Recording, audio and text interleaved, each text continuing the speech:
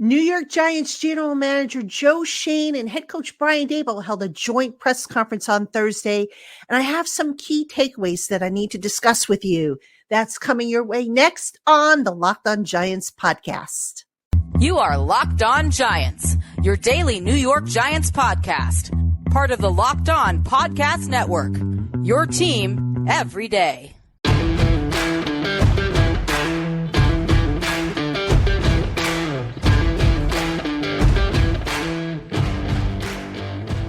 Hello, Giant fans, and welcome to another edition of the Locked On Giants podcast, part of the Locked On Podcast family, your team every day. My name is Patricia Traina. Happy to have you with us on this Friday edition of the Locked On Giants podcast. And today's episode of Locked On Giants is brought to you by Game Time. Download the Game Time app, create an account, and use the promo code Locked On NFL for $20 off your first purchase. Last minute tickets, lowest prices guaranteed. And on today's Locked On Giants podcast, ladies and gentlemen, Joe Schoen and Brian Daboll held a joint presser on Thursday. And on the surface, not a whole lot was said, but there were a few takeaways that came out of it. I've identified three on my little pad here that we'll talk about. I'll give you my 2 cents and how I see these things kind of playing out and whatnot. So that's what we're going to talk about on today's program. And before I get to the first item on my list, I promised this individual a shout out, so I want to make good on it before we get too deep into it. Special shout out to YouTube listener Madan Pradeep from French Guiana. He asked me to give him a shout out, and here it is. And if you would like a shout out on the Locked On Giants podcast, just let me know. It's probably best if you, DM me or, because sometimes I don't see all the comments on YouTube. But if you want a shout out, I'm happy to give it to you because I love you guys, my subtexters, my everydayers, and my newcomers and everybody in between. So thank you, because without you, there is no me, there is no Locked On Giants podcast, there is no Giants country. So you are appreciated and loved by yours truly. All right, I've got 3 main takeaways that I want to talk about from the Brian Daboll, Joe Schoen joint presser. Really, it was more Joe Schoen doing the talking. Dabe's, he had an opportunity to talk, and sometimes a direct question went to him, but really not much from him to talk about, more so from Daboll. The first thing I want to talk about, excuse me, is the contract issues. Specifically, he was asked if he would be considering extending any more guys this coming season. And specifically, the conversation fell to Xavier McKinney, the safety. Now, on social media, particularly on Twitter or X, whatever it's called these days, McKinney's been, kind of, I don't want to say complaining, but he's kind of been venting a little bit about feeling disrespected, just some cryptic tweets that he's been dropping. Now, I did talk to McKinney today. I'll tell you more about that conversation in just a bit, but Joe Schoen basically is not planning to extend Xavier McKinney right now. He's going to wait till after the season. Now, if you're Xavier McKinney, I can understand why maybe you would be concerned or maybe perceive that as a lack of respect. But here's why it makes sense, ladies and gentlemen.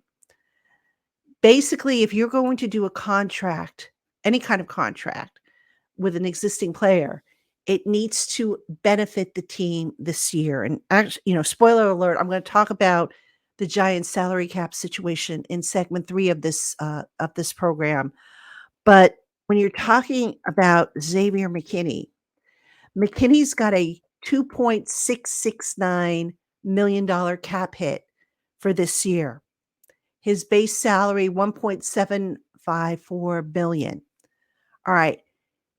The Giants are not going to benefit financially if they extend him now. In other words, they're not going to lower that cap hit.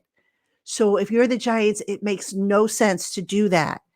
All you're going to do is you're going to inflate your his cap hit and hence take away from the $5 million or so cap space you currently have, which again, I'm going to talk about in then a couple segments down the line.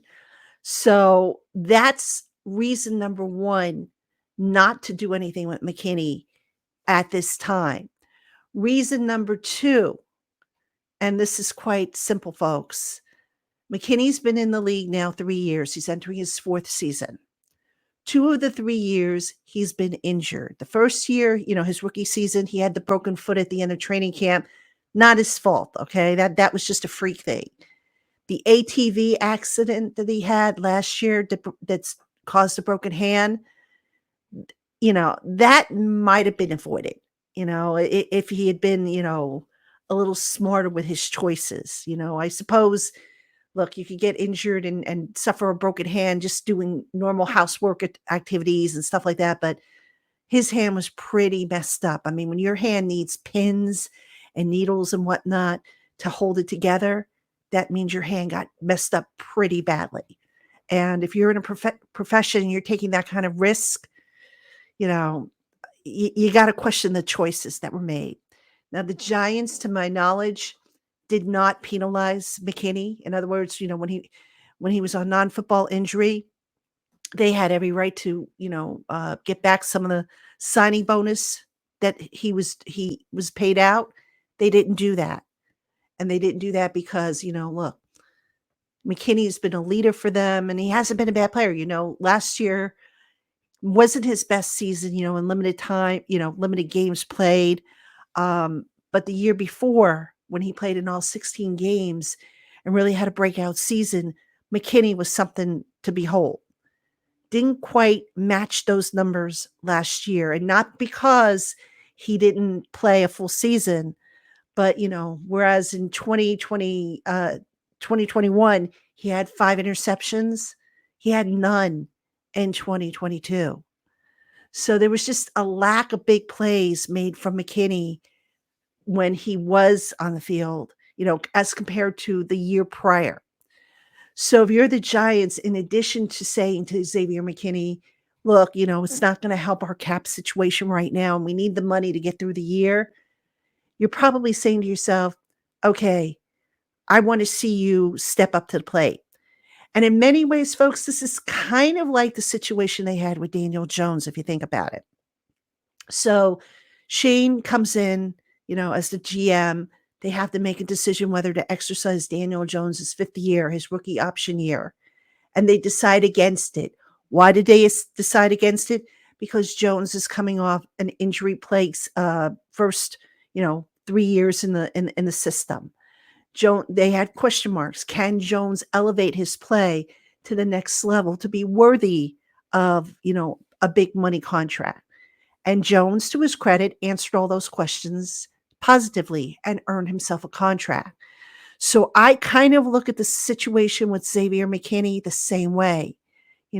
Stay healthy, have a whale of a year where you're making plays that are impactful on games, not just, a bunch of little plays here and there, but, delivering the impact plays. You want to be paid like an impact player, make the plays to warrant it. Stay healthy, stay on the field, be a leader. Now, McKinney was voted a captain again. Good for him. But just really kind of put it all together. And that's what I think the Giants are kind of looking for from him. Now, I mentioned to you that I had a conversation with McKinney today in the locker room. Today, the Giants had a brief practice, and the locker room, there wasn't really any, formal pressers going on anywhere. So it was kind of an opportunity to kind of float around and visit with various guys. And, I visited with Xavier for a little bit, and I checked on him. I said, hey, how you doing? The hand's feeling fine. He doesn't think he's going to need to wear any kind of apparatus on that hand. And he's very, very focused and locked in on what he has to do this coming season. So he's just brimming with confidence, and that's what you like to see from a young player like that. It's a contract year. There's a lot for him to gain and also a lot for him to lose. So McKinney, locked in, loaded, ready to rock and roll, ready to, fingers crossed, beat Dallas in week one, as are, a lot of other guys in that locker room that I visited with. And we'll just see how it turns out. But McKinney, again, to recap, needs to stay on the field. He needs to stay healthy, and he needs to start making impact plays if he wants that big paycheck. And again, I don't see it happening this year because of the reasons I mentioned, that it's not going to help the Giants with their cap. But you never say never. And but I'm pretty sure in this case, it's going to wait till after the season is done. So, all right, coming up next, item number 2 on my list about divisional games and their importance, and why I don't agree with Joe Schoen about this. So that's coming up right after this. Hey, Giant fans, football season is about to kick off, and FanDuel is giving you the chance to win all season long. Because right now, when you bet on a Super Bowl winner, you can get bonus bets every time they win in the regular season. Just pick any team to win the Super Bowl, and you'll get bonus bets for every victory. You can use your bonus bets on spreads, player props, over-unders, and more. So visit FanDuel.com/lockedon and start earning bonus bets with America's #1 sportsbook. That's FanDuel.com/lockedon. All right, Giant fans, welcome back to the Locked On Giants podcast. You got the P Train. All aboard the P Train. That's right. A lot of you like that nickname. I kind of like it too. It's kind of growing on me. So nice to have a nickname kind of, organically hit. I mean, it was either P Train or PT. My mother used to call me PT. Which I like as well. But a lot of you call me P Train because I always say, when you have a question, tag it, ask P Train. So here we are. And we're talking about the New York Giants general manager, Joe Schoen, held a presser on Thursday, a couple days after the Giants roster was set, to answer questions about, the roster, the thinking behind some of the moves that were made. Head coach Brian Daboll was part of that presser. It was pretty much the Joe Schoen show. So, a couple things to come out of that I found interesting. And in this one that I want to talk about, Shane, but was asked by me as well as by others, what kind of litmus test are you going to use to measure if this team has taken a step forward? Now, if you've been watching the show or listening to the Locked On Giants podcast, I had Kim Jones on a couple of shows ago, and I asked her the same question. I said, what kind of litmus test can we use to determine if the Giants have made progress from last year? Kim's opinion was, get back to the playoffs a second year in a row, which would be the first time they've done it since 2007, 2008. And that's a valid point. But my opinion, to be honest with you, is I want to see improvement in divisional games. All right. So the Giants last year were 1-4-1 against divisional opponents. They were, let me see what they were the year before. The year before, they were 1-5 against divisional opponents. In 2020, their last winning season against divisional opponents, they finished 6-10, but they went 4-2 in the division. So they didn't make the playoffs in 2020. I think that was the year they came close, but they just missed out because that year the NFC, if I remember correctly, I think the NFC was just not very good. The NFC East, that is. So Joe Schoen, I think somebody else asked him about divisional games, and Joe Schoen kind of poo-pooed it and said, look, all the games are important. He said, look, we were 1-4-1 last year and we still went to the playoffs. So they're all important. He's not totally wrong, but on the flip side, he kind of is wrong because those divisional games sort of count as 2 games, if you think about it. So take, for example, the Dallas game, the week 1 opener. If the Giants win that game, they go 1-0 to start the season. Dallas is 0-1, but the Giants also have a head-to-head tiebreaker coming out of the chute against the Cowboys, and which is the first divisional tiebreaker. So to me, I understand what Joe Schoen's talking about when he says, all the games are important, but when the when the playoff seedings are determined and your team has the same record as, say, a Dallas or a Philly or a Commanders, there's going to be tiebreakers, and those tiebreakers are going to come from games within the division. All right, the first one being head to head. I think the second one is division record, if I'm not mistaken. Then I think it's common opponents after that. But usually the head to head is the first one, and then it becomes, I think, divisional record. So that's why when he said that, I kind of disagree with him. You know, again, I understand all the games are important. If you can go 9-7-1 and 1-4-1 in your division, still make the playoffs, great.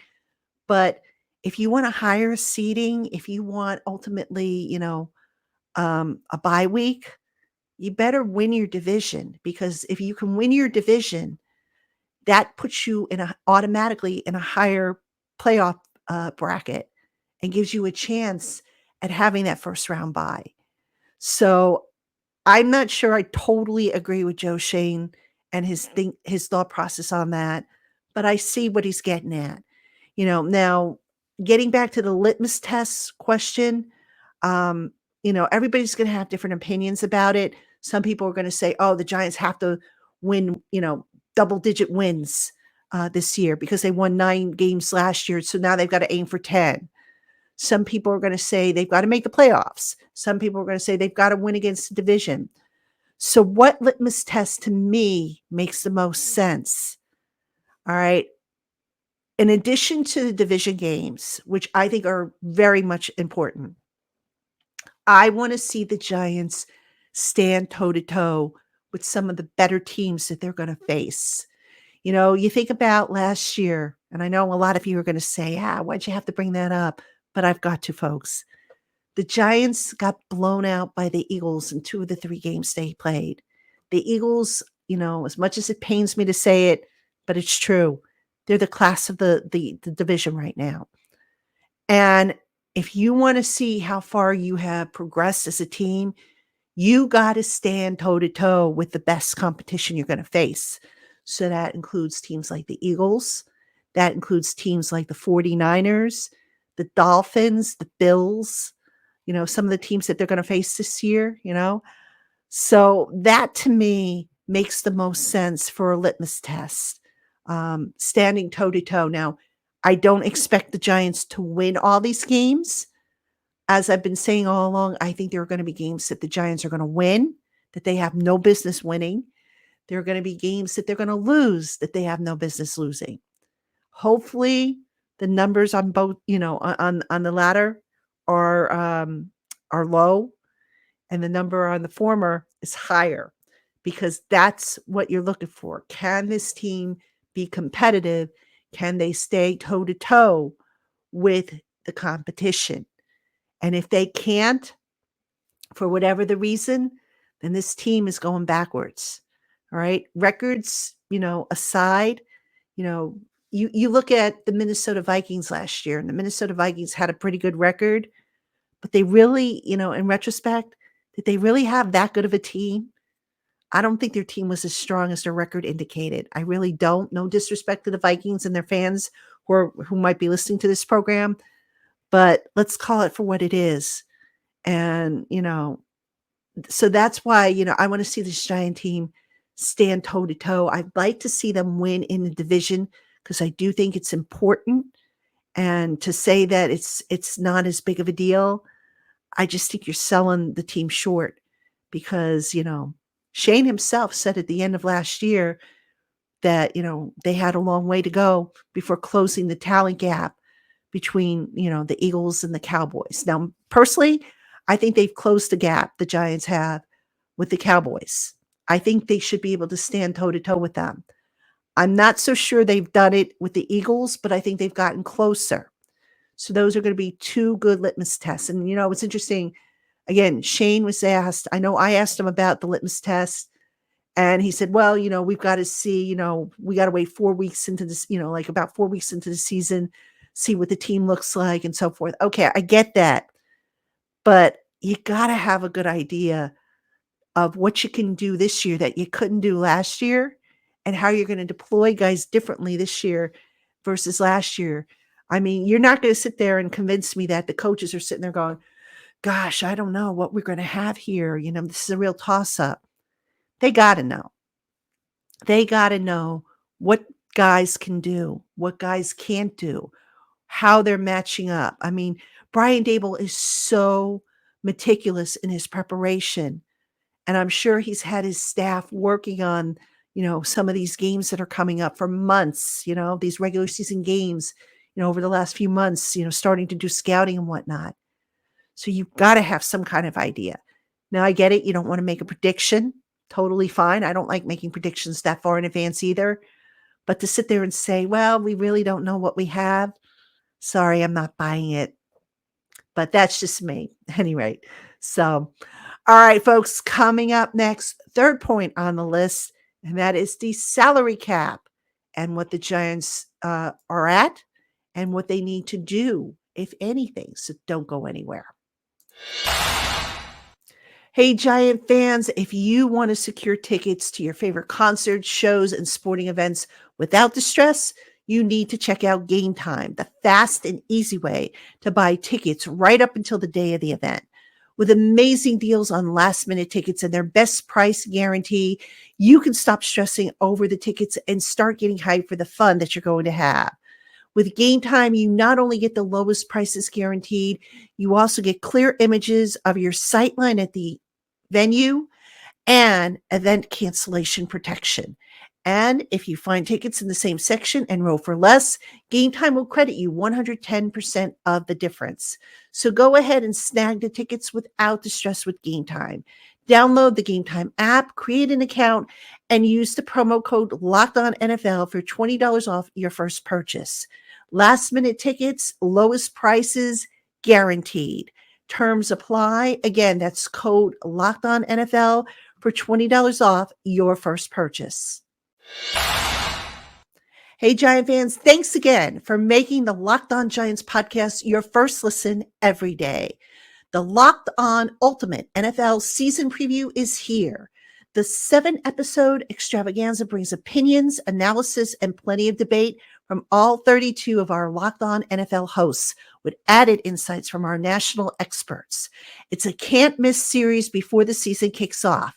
Catch every episode on Locked On NFL on YouTube or wherever you get your podcasts. All right, New York Giant fans, welcome back to the Locked On Giants podcast. You got me, the P-Train, Patricia Traina, your host. Thank you so much for tuning in as we close out the week podcast. Next week, we go into our in-season look at all the programming we have coming up. And that'll bring us into week 1 of the regular season. Dallas Cowboys, a week from a Sunday. Are you excited? I know I am. I know I don't sound it, but I am. Trust me. But right now for the Giants on tap, they've got a 3-day weekend, which means we've got a 3-day weekend, much needed after a very, grueling but productive summer camp. So we're just going to send you off into the weekend with this podcast in which we are recapping the key points from Joe Schoen's presser that he conducted with Brian Daboll. And we've already talked about a couple, and I hinted to what the third one was going to be, and that is the Giants' salary cap space that I want to talk about. I know that's always a very popular topic that a lot of you want to find out about. What cap space do they have? What can they do for more? Now, just to back up a little bit, I know in the past I said that, the Giants, they had X number of $1 million of cap space, and that number was going to probably change once the top 51 rule went away, which it's going to do next week. And once the Giants made roster cuts. So, if they cut some veterans, for example, terminated their contracts, veterans who were on, veteran minimum deals, that would be money that would be coming back. If they had any surprise cuts, if they brought new guys in, what effect would those contracts have? So just, a lot of shuffling around with personnel. And as personnel comes and goes, that affects the total amount. So that being said, the Giants according to Over the Cap, currently have $5.175 million in cap space. That is, let me see, based on that, that is, they're listing 73 contracts. So that includes practice squads, guys who are on IR, guys who are on reserve lists, and guys, of course, who are on the 53-man roster. That is the fourth lowest total in the NFL, behind the Chiefs, Bucks, and Raiders. Now, theoretically speaking, is that enough to get the Giants through maybe the first quarter of the year? Yeah, it probably is. Um, but is it enough to get them through the entire year? Probably not. So the question remains now, where are they going to get the pocket money to get them through the entire year? Because look, every week they're going to be standard practice squad elevations, and those guys who come up from the practice squad are going to get 1/17th of the minimum salary that commensurates with their salary. What if they were on the 53-man roster, the minimum salary? There's going to be guys that have to go to IR that you're going to have to do injury settlements with or just carry. There's going to be additions made. The roster is going to be fluid for the next several weeks. So as guys come and go, you've got to keep an eye on all that. So where can the Giants get some more money? Leonard Williams would be an obvious spot. But Leonard Williams, who has a 32.5 cap hit, Shane indicated that they are probably not going to do anything with his deal. And it makes sense not to, believe it or not, because Leonard Williams, the whole reason why he's got that $32.2 million cap hit is because the Giants in the past, before even Shane got here, kept tinkering with it, kept restructuring it, and pushing money to the back end of it. So already for 2024, Williams has a voidable year in his contract, but he's going to cost the Giants $5.96 million in dead money, which might not be a lot, considering that the 2024 salary cap is estimated to be $256 million. But still, you're going to keep pushing money into the future and creating dead money. Doesn't make sense to do that. So, I don't think the Giants are going to touch Leonard Williams' deal. All right. So where can they get the money? Well, let's take a look. Who else is making, high money? Now, what I do is I look at the base salaries. Who's got a high base salary that they can adjust? Now, anybody who just signed a contract this year, like a Daniel Jones or an Andrew Thomas or a Dexter Lawrence, they have relatively low base salaries, and you can't touch those numbers this year. Saquon Barkley is locked in. He's got an 8.09 base salary with a $2 million bonus to bring up his cap hit to 10.091 million, excuse me. So you're not going to touch that one. Adoree Jackson. Now that's an interesting one. Adoree Jackson, $11 million base salary, has a $19 million cap number. And he has a voidable year next year in his contract, in which he's only going to cost the Giants $2.988 million in dead money. If you're the Giants and you've got to do something, maybe you look there. All right. Now, I know a while ago I was saying that I didn't think the Giants were going to touch that contract because I questioned if the Giants would maybe move on from Adoree Jackson. Now, having been around the team a little bit more and kind of getting a better feel for things, I question if that's a done deal, if the Giants have made up their mind to definitely go in that direction. So I'm going to say there's a possibility, but I wouldn't put it at a 50-50 chance that Jackson gets his contract adjusted and maybe extended. They've got two young corners that they like, Deontay Banks and Trey Hawkins. I think those are the future Those guys are the future. I think with Jackson, the question is, can he play in the slot? And when he's not playing in the slot, what are they going to do there? So that's why I think Jackson is still up in the air as far as what they might do with regards to his contract. All right. The other guy, there's two guys that I think the Giants can touch and should touch. I'm not sure how much it's going to yield in terms of savings because it's going to depend, obviously, on how much they restructure it. But the first guy that I'm thinking of is the one that I call Mr. Reliable, Graham Gano. All right, so let's take a look at Graham Gano's contract. Graham Gano has a $5.547 million cap hit, of which $3.75 million is his base salary. Gano has a voidable year after this season, at which point his cap number, his dead money cap hit, is only $876,000. Actually, $876,668 to be precise. If you're going to try and get some more money, that's a contract I would look to maybe extend. All right, they could lower his cap, his base salary a little bit, add on additional years, because look, Gano is still kicking very, very well. I can't imagine the Giants are going to want to let him go after this year.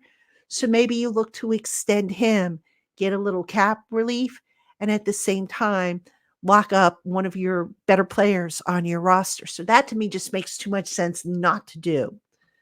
Another thing that kind of makes sense, and I know some of you are going to disagree with me on this, but hear me out. Tyrod Taylor. Tyrod Taylor has a voidable year next year in his deal.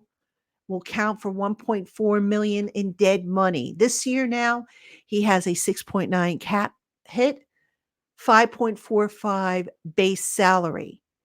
Now, a lot of you are going to say, well, you know what? You let him walk after this year, and Tommy DeVito, you promote him from the practice squad and let him be quarterback number 2. I think if I'm the Giants, I maybe look to extend Taylor 2 more years. But the second year, I make a dummy year. In other words, avoidable year that, they have a minimal dead money hit, kind of like what they have now, but just to give themselves a little space, because I think if they can redo Tyrod Taylor's base salary and extend him, they can clear out a little bit more space to give themselves some breathing room. Now, will they do that? I don't know, because again, Tommy DeVito played well in the summer, and a lot of people think, oh, he's the future number 2 quarterback behind Danielle Jones. I would say at this point, well, that's, you can't rule that out.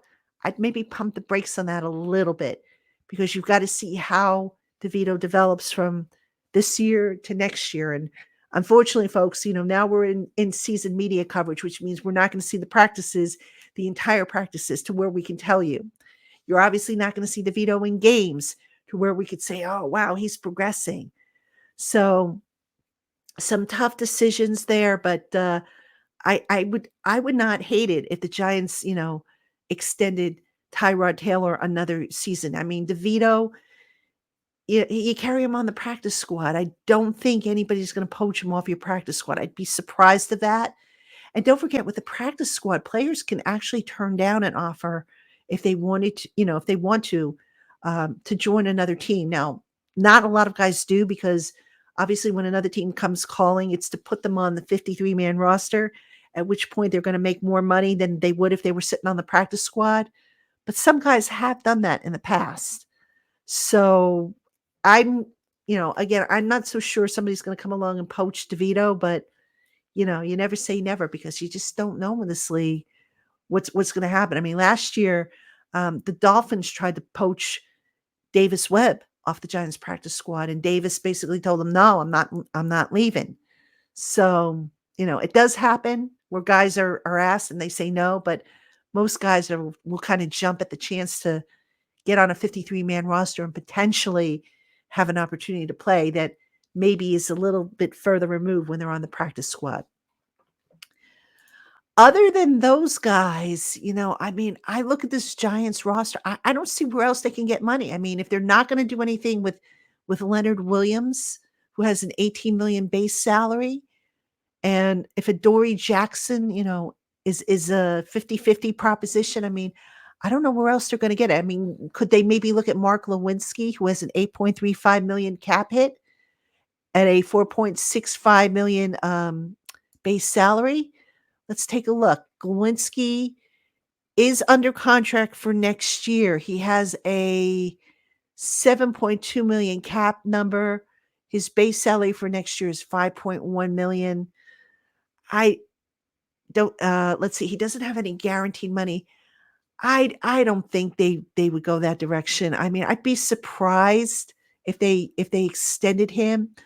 Maybe they restructure him because his dead money, if he's a pre-June 1st cap hit next year, right now is only 1.5 billion. So maybe they can restructure his number this year. But he has a guaranteed salary of 5.65 million. So he's got to get that. And they can convert some of the money to some of his base salary to a guaranteed a signing bonus. But I think that one would be kind of tricky, to be honest with you. I'd be surprised if they do anything there. So basically, that's kind of where they're at. Now, Joe Schoen did say that, they're going to get together now that the dust is starting to settle and come up with a plan, because I think he realizes that they're not going to have enough to get them through the entire year. So it's going to be interesting to see what he does, and if he extends anybody, or, if there's cuts, or just how they're going to do it, because, the cap is better this year, but it's still not where it needs to be. I think by next year it will be, but that remains to be seen, because there's still a lot of moves and stuff that need to be made. So, all right, folks, that's going to do it for this edition of the Locked On Giants podcast. As always, thank you so much for tuning in, making us your first listen of the day, or if you watch on YouTube, your first watch of the day. Again, we appreciate you. And thank you, by the way, for a fantastic month of August. Had a record month. And I'm just so humbled that so many of you tune in, every day, or listen, to the podcast on your way to work or whatever, in the gym. It really means a lot to me. So thank you.